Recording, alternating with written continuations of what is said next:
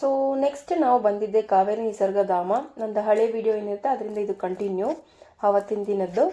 So ನಾವು ನಿಸರ್ಗಧಾಮಕ್ಕೆ ಬಂದ್ವಿ ನೋಡೋಕ್ಕೆ. ಬಿಸಿಲು ತುಂಬಾ ಇತ್ತು, ಮತ್ತು ಹಾಗೆ ಸಂಡೇ ಆಗಿರೋದ್ರಿಂದ ಜನ ಕೂಡ ಜಾಸ್ತಿನೇ ಇದ್ರು ಅಂತಲೇ ಹೇಳ್ಬೋದು ಆ ಬಿಸಿಲಲ್ಲಿ ಕೂಡ.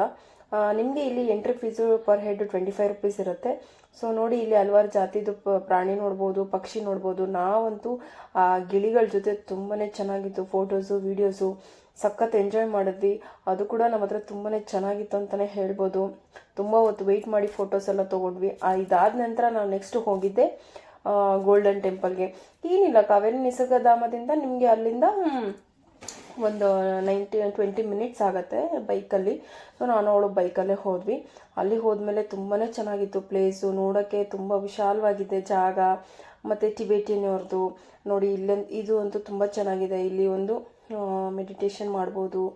ತುಂಬಾ ಪೀಸ್ಫುಲ್ ಅನಿಸುತ್ತೆ. ತುಂಬ ಜನ ಫೋಟೋಸು ವೀಡಿಯೋಸು ತೊಗೊಳ್ತಾನೆ ಇದ್ದರು. ಸೊ ನಾವು ಹಾಗೇ ತೊಗೊಂಡ್ವಿ.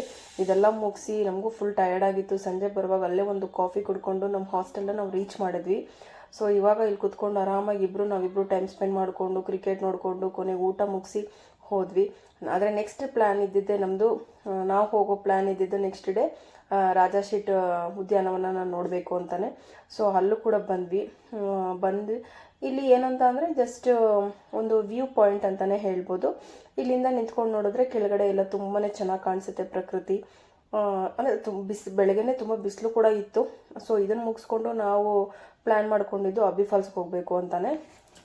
ಸೊ ಇಲ್ಲಿನೂ ಅಷ್ಟೇ ಮಕ್ಳಿಗೆ ಆಟ ಆಡೋಕ್ಕೆ ಜಿಪ್ ಲೈನ್ ಎಲ್ಲ ಇದೆ, ಪಾರ್ಕ್ ಇದೆ. ಇವಾಗ ನಾವು ಹೋಗ್ತಾ ಇದ್ದೀವಿ ಅಬ್ಬಿ ಫಾಲ್ಸ್ಗೆ. ಬನ್ನಿ ತೋರಿಸ್ತೀನಿ.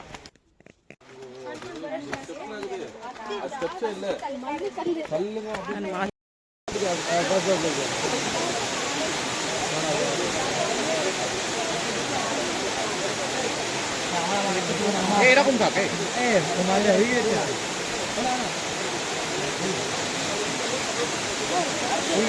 আমার হয়েছে হয়েছে আমার